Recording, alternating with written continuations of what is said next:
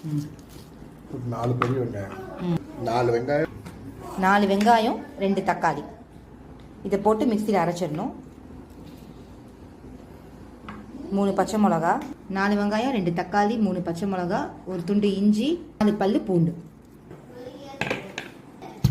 மல்லிச்செடி போடணும். அரைக்கணும். நல்லா பேஸ்ட் மாதிரி அரைச்சாச்சு. ஒரு பேன் எடுத்து ஆயில் ஊற்றிக்கணும். இதுக்குள்ளே போட்டுடணும். நல்லா பச்சை வாசம் போகிற வரைக்கும் வதக்கிட்டு இருக்கணும்.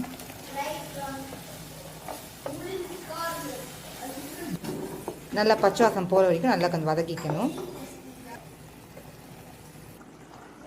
மசாலா 1 ஸ்பூன் மிளகா பொடி, 1 ஸ்பூன் மஞ்சள் பொடி, அளவு உப்பு மிக்ஸ் பண்ணியிருக்கணும்.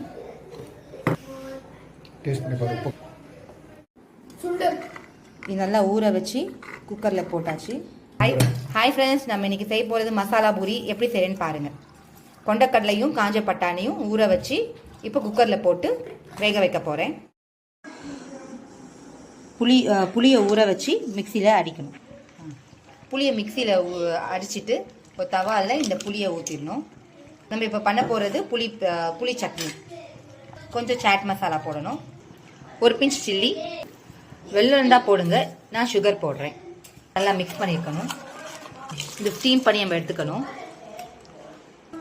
நல்லா ஃபில்டர் பண்ணியாச்சு. தண்ணி தனியாக, கொண்டக்கடலை தனியாக ஃபில்டர் பண்ணியாச்சு.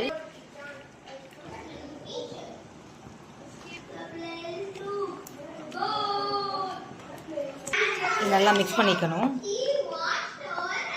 இது புளி சட்னி. இது புளி சட்னியை நல்லா ஃபில்டர் பண்ணி எடுத்துக்கணும். நல்லா ஃபில்டர் பண்ணி இந்த புளி சட்னி எடுத்துக்கணும். இப்போ நெக்ஸ்ட் நம்ம பானிபூரி போட போகிறோம்.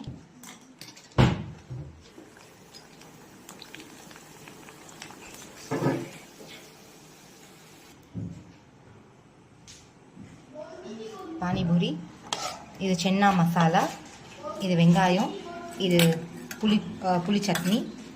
இப்போ செட் பண்ணுறதுக்கு ஒரு அழகான ஒரு பவுல் போட்டு டேமரின் சாஸ்,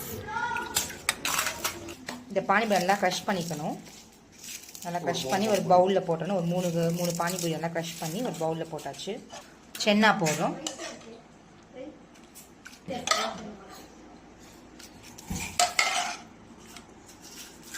அடுத்தது ஆனியன்.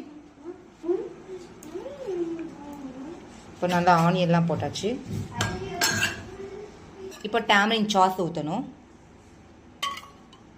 சும்மா ஒரு கரண்டி ஊற்றினா போதும்.